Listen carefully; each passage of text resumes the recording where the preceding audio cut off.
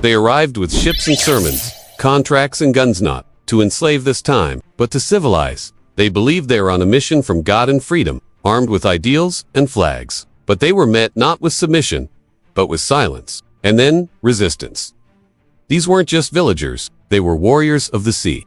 And no MPR, not even one born of revolution, could ever break them. In the early 19th century, as Europe carved Africa into colonial possessions, the United States quietly attempted its own form of empire. It wasn't declared, and it wasn't called colonization. It was wrapped in a cloak of charity, morality, and humanitarian concern. But beneath that noble language lay a troubling truth. This is a story of the Kru people, a proud ethnic group along the coast of what is today Liberia, and how they stood firm against both European and American powers. A kingdom the United States could not conquer. America's Back to Africa experiment in the early 1800s. The United States grappled with a deep contradiction. It had founded a nation on freedom, yet practiced slavery. To deal with the growing number of freed black people, many of whom had never known life outside America, its plan, relocate freed African Americans to the West African coast, where they would build a new nation, a mirror of America, but black. In 1822, this plan took root with the founding of Liberia, a settlement supported by U.S. money, military aid, and missionaries. Over time, thousands of freed black Americans were sent to this land.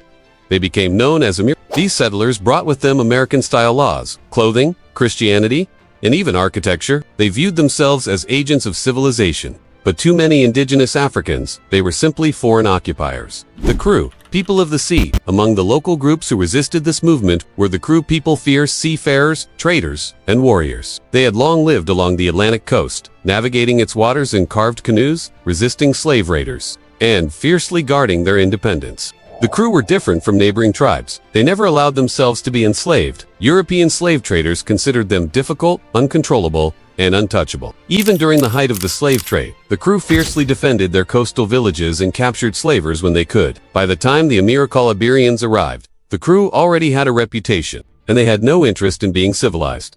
A clash of freedmen and freemen, encouraged by American officials and missionaries, attempted to expand inland. They saw it as their duty to bring Christianity, schools, and Western governance to the uncivilized tribes. But the Kru had their own leaders, their own gods, their own laws. They didn't ask for American education. They didn't want churches, and they certainly didn't recognize the authority of these newcomers.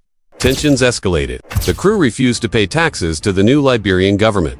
They rejected missionary control. They blocked trade routes. And when pressured, they fought. From the 1830s to the late 1800s, there were numerous armed confrontations between the Kru and the settlers. The Kru would ambush expeditions, burn down mission schools, and sink supply ships, attempting to claim their harbors. One Kru leader, King Freeman, was especially notable for standing up to both the Liberian government and European traders. He negotiated but never surrendered. America's hidden colonial war. Though the United States never officially declared Liberia a colony, it provided arms, funding, and diplomatic cover for Americo-Liberian expansion. American naval ships patrolled Liberian waters.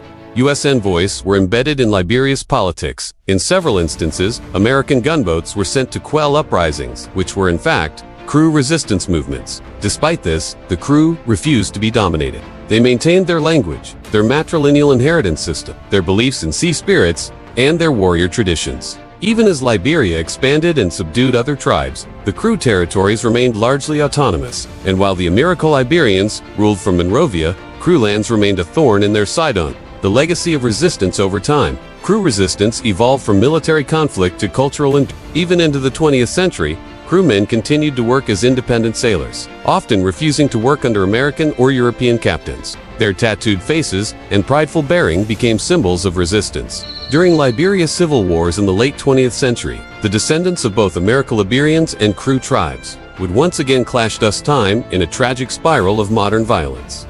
But the memory of the early struggles remained. Today, the Kru people are still proud of their legacy. They were never conquered, never colonized in the full sense of the word, and never surrendered their identity, not to Europe, not to America, and not to anyone. The forgotten story of an unconquered people. This story is often left out of Western textbooks. It doesn't fit the clean narrative of the United States as a liberator. It complicates the myth of Liberia as a purely humanitarian effort.